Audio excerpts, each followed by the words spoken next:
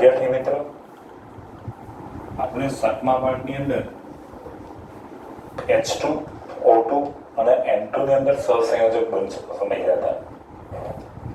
હવે 8મા પાઠની અંદર જે બાકીના જે અણુઓ છે એની અંદર સહસંયોજક બંધ સમજવાનો છે.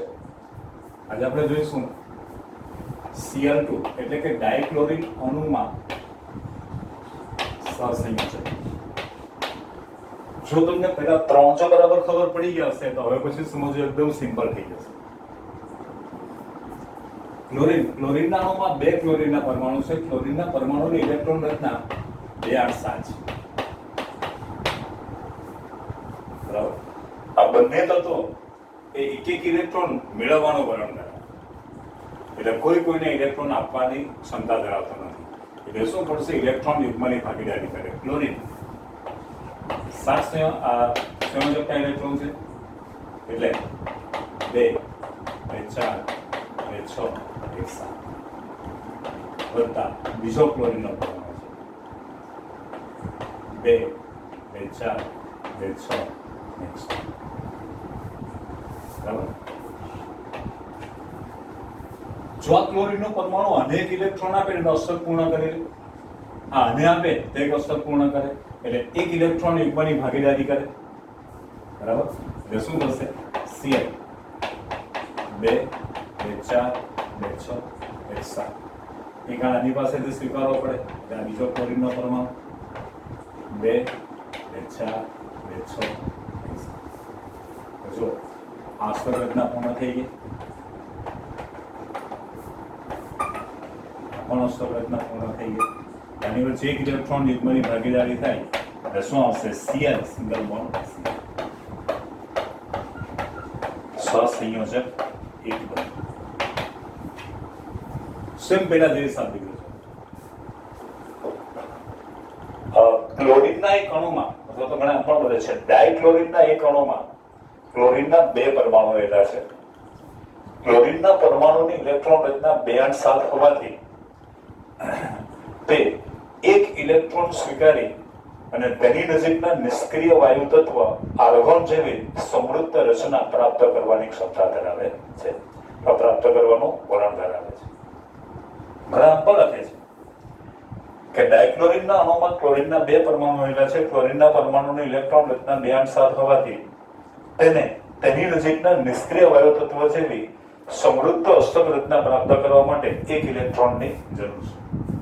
તેથી ક્લોરીનના અણુમાં બંને ક્લોરીનના પરમાણુ એક ઇલેક્ટ્રોન યુગ્મની ભાગીદારી કરી અષ્ટક રચના પૂર્ણ કરી અને સહસંયોજક એક બંધ વડે જોડાય છે. સહસંયોજક એક બંધ વડે જોડાય છે. સેમ આવશે F2 અણુ ડાયક્લોરીન અણુ. બરાબર. આ તમારે જાતે પ્રયત્ન કરવાનો છે. જે આ છે એ જ આ છે. કારણ કે ફ્લોરીનની ઇલેક્ટ્રોન રચના 2 7 અને ક્લોરીનની 2 8 7. ફરી વાર ડાયક્લોરીનના અણુમાં ક્લોરીનના 2 પરમાણુ રહેલા છે. ક્લોરીનના પરમાણુની ઇલેક્ટ્રોન રચના 2 8 7 હોવાથી તેને તેની નજીકના નિષ્ક્રિય વાયુ તત્વ આર્ગોન જેવી સમૃદ્ધ અષ્ટક રચના પ્રાપ્ત કરવા માટે એક ઇલેક્ટ્રોનની જરૂર છે. તેથી ક્લોરીનના અણુમાં ક્લોરીનના બંને પરમાણુઓ એક ઇલેક્ટ્રોન યુગ્મની ભાગીદારી કરી અષ્ટક રચના અથવા સમૃદ્ધ અષ્ટક રચના પ્રાપ્ત કરી અને સહસંયોજક એક બંધ વડે જોડાય છે. સેમ વસ્તુ આ જ આવશે ક્લોરીનના અણુમાં. એ તમારે જાતે તૈયાર કરવાનું છે. જો અત્યાર સુધી આપણે જે કંઈ જોયા બંધ એ એક જ પ્રકારના અણુની અંદર હતા. માત્ર એક જ પ્રકારના અણુ હતા. હવે આપણે લેવાનું છે જુદા જુદા પ્રકારના પરમાણુ હોય એની અંદર સહસંયોજક બંધ કેવી રીતે બને. એમાં આપણે પહેલું ઉદાહરણ જોઈએ.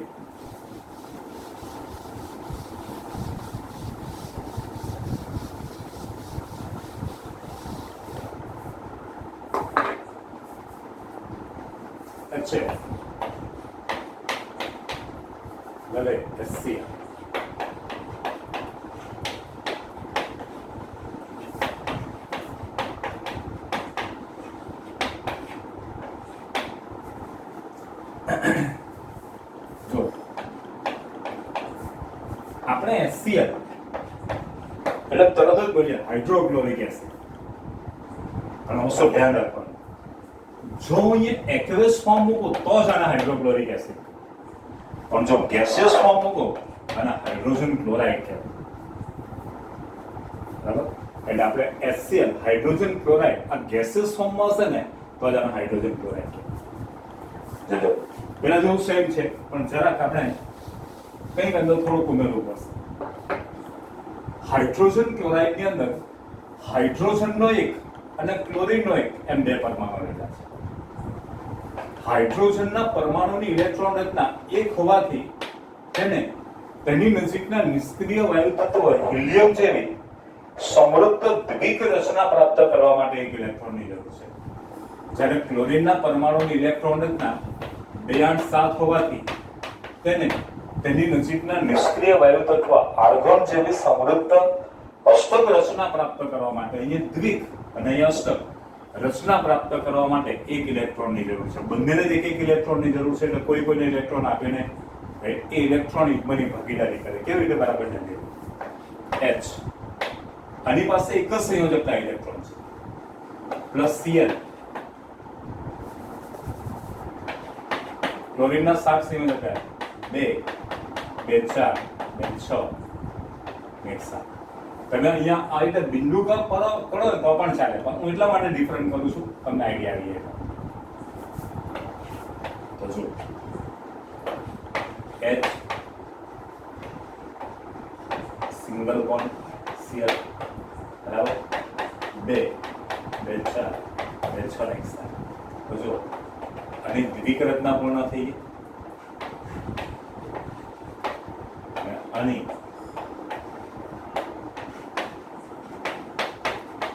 અષ્ટક રચના પૂર્ણ થઈ ગઈ. બરાબર? એટલે H સિંગલ બોન્ડ C આ છે સહસંયોજક એક બળ. બરાબર? સાદી રીતના આપણે પૂછી જઈશું. સેમ બીજું ઉદાહરણ HF hydrogen chloride.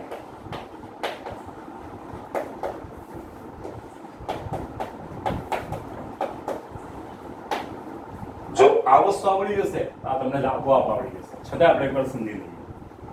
Hydrogen electron રચના શું છે? 1 અને ક્લોરીન ઇલેક્ટ્રોન રચના 2. બરાબર? then H plus F 2 2 4 2 6 7 કેવી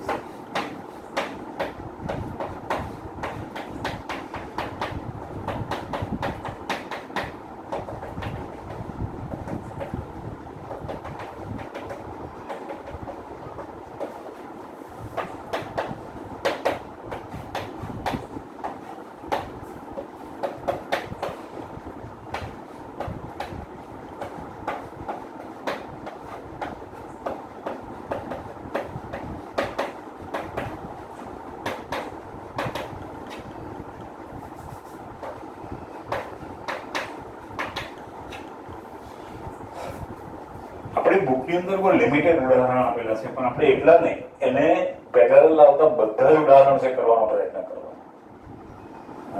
ચલો મને સાંભળી ગયો, બીજું તો તમને આપોઆપ આવડી જશે. હાઇડ્રોજન ક્લોરાઇડના અણુમાં સહસંયોજક બળ. હાઇડ્રોજન ક્લોરાઇડના એક અણુમાં હાઇડ્રોજનનો એક અને ક્લોરીનનો એક એમ કુલ 2 પરમાણુ રહેલા છે. હાઇડ્રોજનના પરમાણુની ઇલેક્ટ્રોન રચના એક હોવાથી તેની નજીકના નિષ્ક્રિય વાયુ તત્વ હિલિયમ જેવી દ્વિક સમૃદ્ધ રચના પ્રાપ્ત કરવા માટે એક ઇલેક્ટ્રોનની જરૂર છે. જ્યારે ક્લોરીનના પરમાણુની ઇલેક્ટ્રોન રચના 2 8 7 હોવાથી તેની નજીકના નિષ્ક્રિય વાયુ તત્વ આર્ગોન જેવી સમૃદ્ધ અષ્ટક રચના પ્રાપ્ત કરવા માટે એક ઇલેક્ટ્રોનની જરૂર છે. તેથી હાઇડ્રોજન ક્લોરાઇડના અણુમાં હાઇડ્રોજન અને ક્લોરીનનો પરમાણુ એક ઇલેક્ટ્રોન યુગ્મની ભાગીદારી કરી હાઇડ્રોજનનો પરમાણુ દ્વિક સમૃદ્ધ રચના અને ક્લોરીનનો પરમાણુ સમૃદ્ધ અષ્ટક રચના પ્રાપ્ત કરી સહસંયોજક એક બંધ વડે જોડાય છે. બરાબર? હવે જો આ રચના છે એ સેમ આમાં જ આવશે, પણ આમાં તમારે હાઇડ્રોજન છે સોરી ક્લોરીન છે ત્યાં ફ્લોરીન શબ્દનો યુઝ કરવાનો અને એક જ શબ્દ ચેન્જ કરવાનો છે, માત્ર એક શબ્દ. બરાબર છે? જો હું તમને આપણે સમજાય. હાઇડ્રોજન ફ્લોરાઇડના એક અણુમાં હાઇડ્રોજનનો એક અને ફ્લોરિનનો એક એમ કુલ 2 પરમાણુ રહેલા છે. હાઇડ્રોજનના પરમાણુની ઇલેક્ટ્રોન રચના એક હોવાથી તેને તેની નજીકના નિષ્ક્રિય વાયુ તત્વ હિલિયમ જેવી દ્વિક સમૃદ્ધ રચના પ્રાપ્ત કરવા માટે 1 ઇલેક્ટ્રોનની જરૂર છે. જ્યારે ફ્લોરિનના પરમાણુની ઇલેક્ટ્રોન રચના 2 7 હોવાથી તેને તેની નજીકના નિષ્ક્રિય વાયુ તત્વ નિયોન, અહીંયા આર્ગોન હતું, અહીંયા શબ્દ વાપર્યો નિયમ, આ એક શબ્દ હું ચેન્જ કરું છું. બાકી ક્લોરીન છે ત્યાં ફ્લોરિન, બાકી બધું છે. તેને તેની નજીકના નિષ્ક્રિય વાયુ તત્વ નિયોન જેવી સમૃદ્ધ અષ્ટક રચના પ્રાપ્ત કરવા માટે 1 ઇલેક્ટ્રોનની જરૂર છે.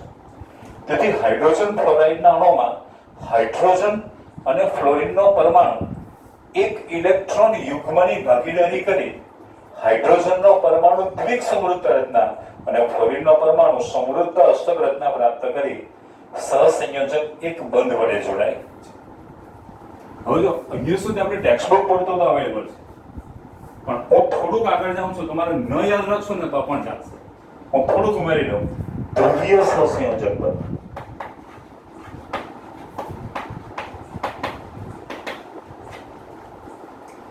જો એક જ પ્રકારના પરમાણુ હોય S સિંગલ બોન્ડ H, તો તમે જોશો આ બંને એક જ પ્રકારના પરમાણુ છે. આ બંધન ઇલેક્ટ્રોન યુગ્મ કે તમે જોશો એક સરખાણું હશે એટલે તમે જોશો આ ઇલેક્ટ્રોન યુગ્મની જોડે આ બંને પરમાણુથી એક સરખા અંતરે હશે. જ્યારે અહીંયા તમે જો તો હાઇડ્રોજન પાસે એક જ સંયોજકતા ઇલેક્ટ્રોન છે, ક્લોરીન પાસે 7 સંયોજકતા ઇલેક્ટ્રોન. બરાબર. એટલે જે બંધન ઇલેક્ટ્રોન યુગ્મ છે કે જેની પાસે ઇલેક્ટ્રોન વધારે હોય તે તરફ આકર્ષાય. બરાબર. ત્યારે જે સહસંયોજક બંધ બને એને ધ્રુવીય સહસંયોજક બંધન ઇલેક્ટ્રોન યુગ્મ જે પરમાણુની વિદ્યુત ઋણતા વધારે હોય તે તરફ આકર્ષાય. બરાબર. હવે આ ક્લોરીન પાસે એક જ ઇલેક્ટ્રોન છે, હાઇડ્રોજન પાસે એક જ છે અને ક્લોરીન પાસે 7, તો આની વિદ્યુત ઋણતા વધારે કહેવાય. એટલે બંધન ઇલેક્ટ્રોન યુગ્મ એક ક્લોરીન તરફ આકર્ષાયેલા રહે ત્યારે જે સહસંયોજક બંધ બને એને ધ્રુવીય સહસંયોજક બંધ કહે. એટલે H સિંગલ બોન્ડ Cl આ સહસંયોજક એક જ બંધ છે, પણ એનો તમે જો ઉત્સેજ ક્લોરીન તરફ વધારે બને ને આ સ્પેસ કરતા આ સ્પેસ છે તમે ઓછો રાખ્યો, કારણ કે બંધન ઇલેક્ટ્રોન યુગ્મ આની વિદ્યુત ઋણતા વધારે છે એ તરફ આકર્ષાયેલા. તો એવો જે સહસંયોજક બંધ છે એને ધ્રુવીય સહસંયોજક બંધ કહેવાય. એવું આમાં પણ આવશે ને HF બંધન ઇલેક્ટ્રોન યુગ્મ એ ફ્લોરિનના, કારણ કે એની પાસે પણ 7 છે, એની પાસે એક જ છે.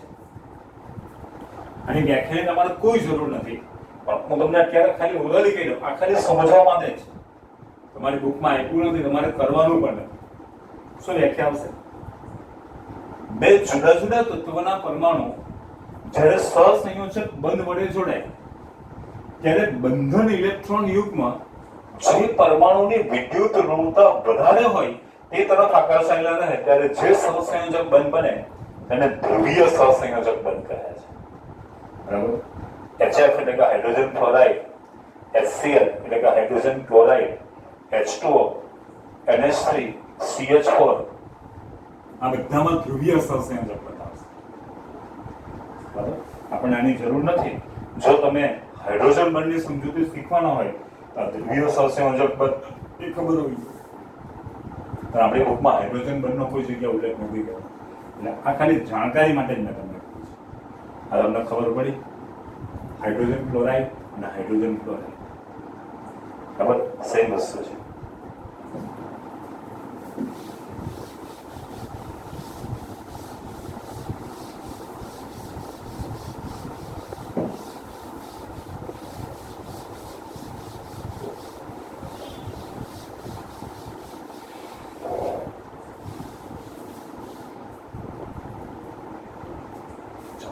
હવે જો આપણે H2O ના અણુમાં સહસંયોજક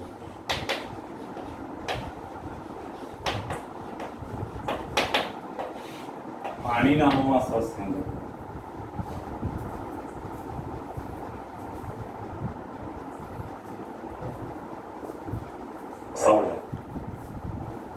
પાણીના અણુમાં હાઇડ્રોજનના 2 અને ઓક્સિજનનો 1 એમ કુલ 3 પરમાણુ રહેલા છે. પાણીના અણુમાં હાઇડ્રોજનના 2 અને ઓક્સિજનનો 1 એમ કુલ 3 પરમાણુ રહેલા છે. હાઇડ્રોજનના પરમાણુની ઇલેક્ટ્રોન રચના 1 હોવાથી તેને તેની નજીકના નિષ્ક્રિય વાયુ તત્વ હિલિયમ જેવી દ્વિક સમૃદ્ધ રચના પ્રાપ્ત કરવા માટે 1 ઇલેક્ટ્રોનની જરૂર છે. જ્યારે ઓક્સિજનના પરમાણુની ઇલેક્ટ્રોન રચના 2 6 હોવાથી તેને તેની નજીકના નિષ્ક્રિય વાયુ તત્વ નિયોન જેવી સમૃદ્ધ અસ્તક રચના પ્રાપ્ત કરવા માટે 2 ઇલેક્ટ્રોનની જરૂર છે. હવે તમે એક દ્રષ્ટિથી જુઓ, તમને આપોઆપ આઈડિયા આવી જશે. હાઇડ્રોજનના બંને પરમાણુ છે. જો આ બંનેના એક ઇલેક્ટ્રોન આને આપી લો તો આની અસ્તક રચના પૂર્ણ થઈ જાય. અને આના 6 ઇલેક્ટ્રોન છે, એમાંથી 2 ઇલેક્ટ્રોનને છૂટા પાડી દો. એક ઇલેક્ટ્રોન આ હાઇડ્રોજનના પરમાણુને, બીજો ઇલેક્ટ્રોન બીજા હાઇડ્રોજનના પરમાણુ આપી દો તો બંને દ્વિક પૂર્ણ કરી દે. બરાબર છે? એટલે આ ભાગીદારી કરો ત્યાં બરાબર થઈ ગઈ. ટ્વાઇસ H હાઇડ્રોજનના 2 પરમાણુ છે ને, બરાબર છે, એનો આપણે 1 ઇલેક્ટ્રોન મૂકી દઈએ. ચાલો, પ્લસ O 2 2 4 2 6. બંધન ઇલેક્ટ્રોન યુગ્મ હંમેશા જે ઇલેક્ટ્રોન છે એ હંમેશા પેરમાં જ ગોઠવવા જોઈએ. પણ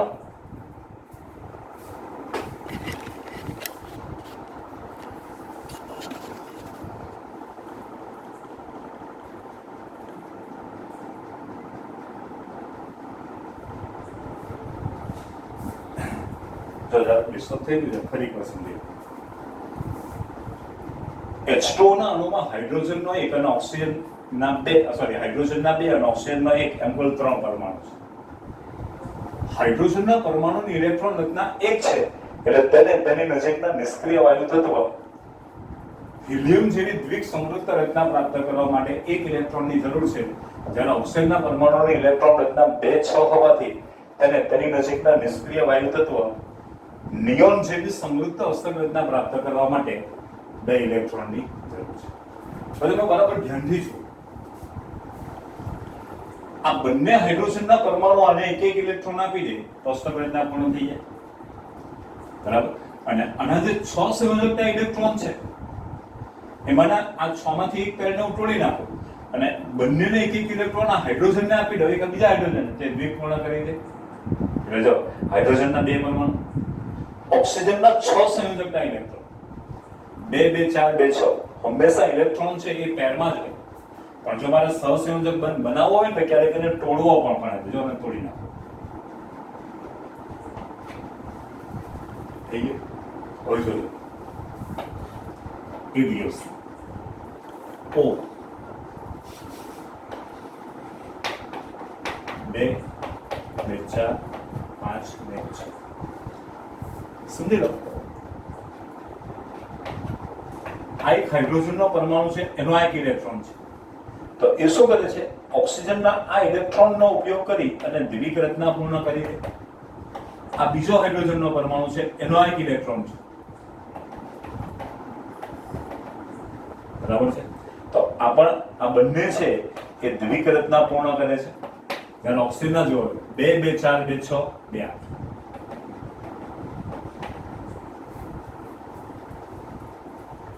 બરાબર છે? તો અહીંયા જે બનશે ને, તમે જો O સિંગલ બોન્ડ H અને 2 અબંધકારક ઇલેક્ટ્રોન યુગ્મની જો અબંધકારક ઇલેક્ટ્રોન યુગ્મની જો અને હું જો વ્યવસ્થિત લખી દઉં આ લખાશે O સિંગલ બોન્ડ H અને 2 અબંધકારક ઇલેક્ટ્રોન યુગ્મની છે કે જે બંધ બનાવવા માટે ભાગ લેતી નથી.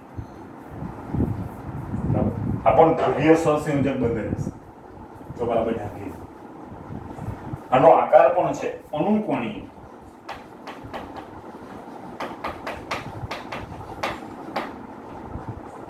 અને આની વચ્ચેનો એંગલ છે 105°. આની વચ્ચેનો એંગલ કેટલો છે? 105°. જો બરાબર ધ્યાન રાખીએ. પાણીના અણુમાં હાઇડ્રોજનના 2 અને ઓક્સિજનનો 1 પરમાણુ છે. હાઇડ્રોજનના પરમાણુની ઇલેક્ટ્રોન રચના 1 હોવાથી તેને તેની નજીકના નિષ્ક્રિય વાયુ તત્વ હિલિયમ જેવી દ્વિક સમૃદ્ધ રચના પ્રાપ્ત કરવા માટે 1 ઇલેક્ટ્રોનની જરૂર છે. જ્યારે ઓક્સિજનના પરમાણુની ઇલેક્ટ્રોન રચના 2-6 હોવાથી તેને તેની નજીકના નિષ્ક્રિય વાયુ તત્વ નિયોન જેવી સમૃદ્ધ અષ્ટક રચના પ્રાપ્ત કરવા માટે 2 ઇલેક્ટ્રોનની જરૂર છે. તેથી પાણીના અણુમાં બંને હાઇડ્રોજનના પરમાણુ ઓક્સિજનના પરમાણુ સાથે એક એમકુલ 2, તમે એમકુલ 2 શબ્દ ન બોલો તો પણ ચાલે, પણ તમે ડાયરેક્ટ 2 ઇલેક્ટ્રોન યુગ્મની એવું તમે બોલી નહીં શકો. એક ઇલેક્ટ્રોન યુગ્મની ભાગીદારી કરી એક સહસંયોજક બંધ વડે જોડાય. જે આ રચના છે એ જ રચના આ છે, આને મેં થોડું વ્યવસ્થિત ગોઠવ્યું છે. એક ઇલેક્ટ્રોન યુગ્મની ભાગીદારી કરી બંને હાઇડ્રોજનના પરમાણુ દ્વિક સમૃદ્ધ રચના અને ઓક્સિજનનો પરમાણુ સમૃદ્ધ અષ્ટક રચના પ્રાપ્ત કરી એક સહસંયોજક બંધ વડે જોડાઈને અણુકોણીય રચના બનાવે, જેમાં 2 સહસંયોજક બંધ વચ્ચેનો ખૂણો 105 અંશનો હોય છે. અહીંયા આનો ઉલ્લેખ આપણી બુકમાં નથી, પણ તમે આ કરશો તો વધારે સારું લાગશે. શું ખરેખર? તેથી પાણીના અણુમાં બંને હાઇડ્રોજનના પરમાણુ ઓક્સિજનના પરમાણુ સાથે એક ઇલેક્ટ્રોન યુગ્મની ભાગીદારી કરી, નામમાં લખે છે એક એમકુલ 2 ઇલેક્ટ્રોન યુગ્મની ભાગીદારી કરી બંને હાઇડ્રોજનના પરમાણુ દ્વિક સમૃદ્ધ રચના અને ઓક્સિજનનો પરમાણુ સમૃદ્ધ અષ્ટક રચના પ્રાપ્ત કરી એક સહસંયોજક બંધ વડે જોડાઈને અણુકોણીય રચના બનાવે, જેમાં 2 સહસંયોજક બંધ વચ્ચેનો ખૂણો 105 અંશનો હોય છે. વસ્તુ એકદમ સિમ્પલ છે, બરાબર. આપણી બુકનું ઉદાહરણ છે એટલે તમારું 100% કરવું પડશે. જો આવડશે તો તમને એમોનિયાનું પણ આવડી જશે.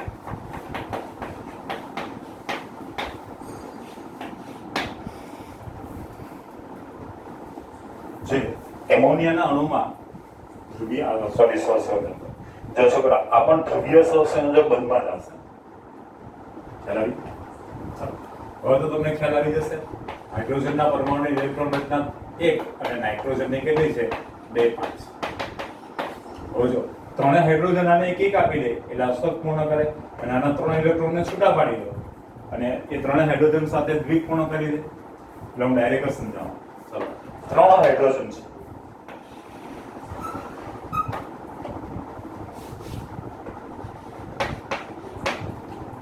બરાબર, એનો એક જ ઇલેક્ટ્રોન રેડી પ્લસ n. બોલો, અને 5 સંયોજકના ઇલેક્ટ્રોન છે, 2, 4, 1, 5. તો મારે 3 હાઇડ્રોજનના જોડવા છે એટલે હું શું કરું? આ પેનને તોડી અને આમ મૂકી. બરાબર, અહીંયાથી આ એક યુગ્મ તોડીને એક હાઇડ્રોજન આ બાજુ કર્યું, પેલી ગયું છે. હવે જોયો છો તમે n, આ તો જેમ છે એમ, બરાબર. 1, 2, 3. સમજી લો, આ હાઇડ્રોજનનો પરમાણુ છે, એનો આ એક ઇલેક્ટ્રોન છે.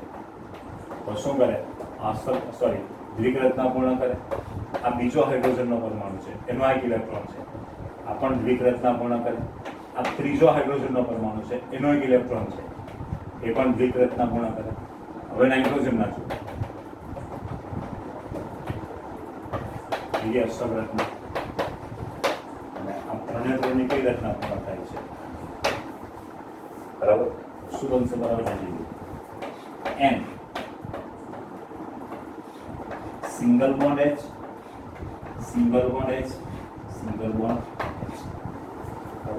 એનો આકાર છે ત્રિકોણીય પિરામિડ.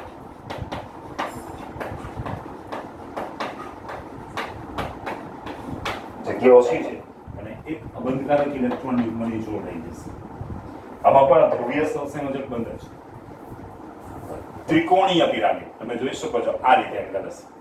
બરાબર, આ નાઇટ્રોજનનો પરમાણુ છે અને આ 3 હાઇડ્રોજનનો પરમાણુ. ત્રિકોણીય પિરામિડ રચના.